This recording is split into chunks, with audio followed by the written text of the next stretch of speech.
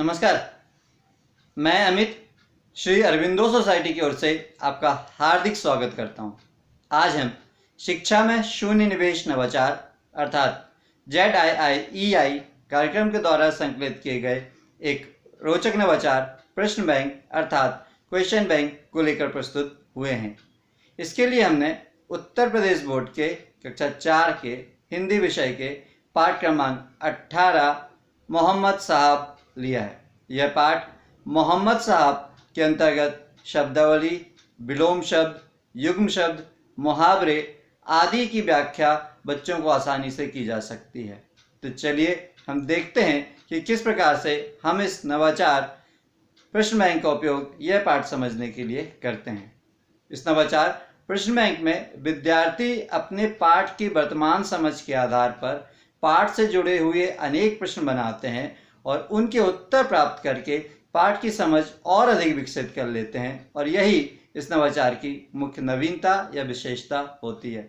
इस नवाचार के कारण न केवल विद्यार्थी पाठ की विषय वस्तु से रूबरू होते हैं बल्कि बच्चों के सर्वांगीण विकास के लिए, बच्चों की होलिस्टिक डेवलपमेंट के लिए जो भी गुणों की आवश्यकता होती है, जैसे शिष्टाचार, अनुशासन, धैर्य, विनम्रता, परस्पर सहयोग, आत्मविश्वास, ये सारे गुण बच्चों में धीरे धीरे इस नवाचार के कारण विकसित होने लगते हैं।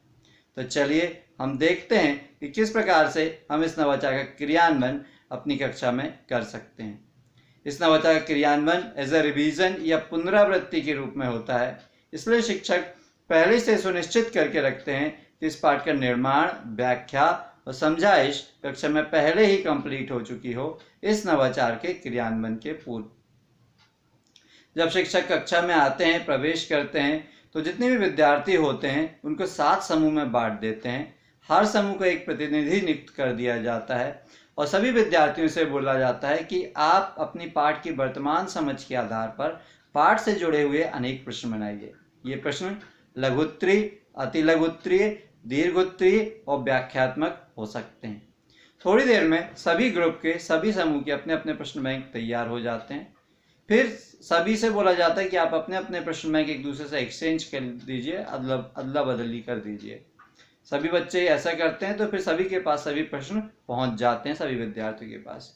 फिर शिक्षक 7 क्वेश्चन बैंक को मिला के एक मुख्य क्वेश्चन बैंक बना लेते हैं। उसमें सारे क्वेश्चन बैंक के प्रश्नों को समाहित कर लिया जाता है। बस ध्यान इस बात का रखा जाता है कि किसी भी प्रश्न की पुनरावृत्ति ना हुई हो। उसके बाद सभी प्रश्नों के उत्तर बच्चों को नोट करवा दिए जाते हैं, समझा दिए जाते हैं और लिखवा दिए जाते हैं, जिसके उत्तर प्राप्त करके बच्चों को पाठ के कॉन्सेप्ट बहुत अच्छे तरीके से समझ में आ जाता है।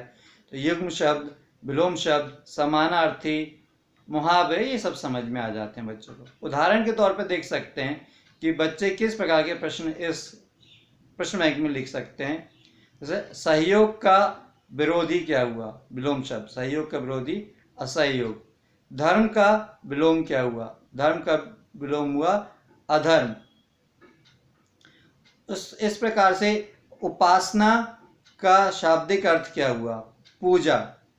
तो इस प्रकार के जो प्रश्न हैं वो विद्यार्थी अपने प्रश्न बैंक में रख सकते हैं और उनके उत्तर प्राप्त करके पाठ की समझ और अधिक विकसित कर सकते हैं। हमें उम्मीद है कि नवाचार का क्रियान्वयन आपको भी बहुत पसंद आया होगा और से क्रियान्वयन आप अपने विद्यालय में जरूर करेंगे। हमें पूर्ण विश्वास है इसके बहुत अच्छे सकारात्मक परिणाम आपको देखने को मिलेंगे और आपके स्कूल की लर्निंग आउटकम में जरूर वृद्धि होगी। आप यदि ये वीडियो फेसबुक के माध्यम से देख रहे हैं तो प्लीज़ ZIIEI का फेसबुक पेज जरूर लाइक कीजिए। अभी तक यदि आपने ZIIEI का यूट्यूब चैनल सब्सक्राइब नहीं किया तो प्लीज़ आप ये यूट्यूब चैनल सब्सक्राइब कर लीजिए।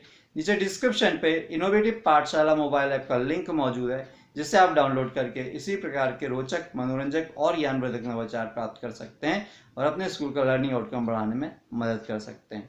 इसी प्रकार के वीडियो के साथ हम आते रहेंगे। तब तक के लिए नमस्कार, धन्यवाद।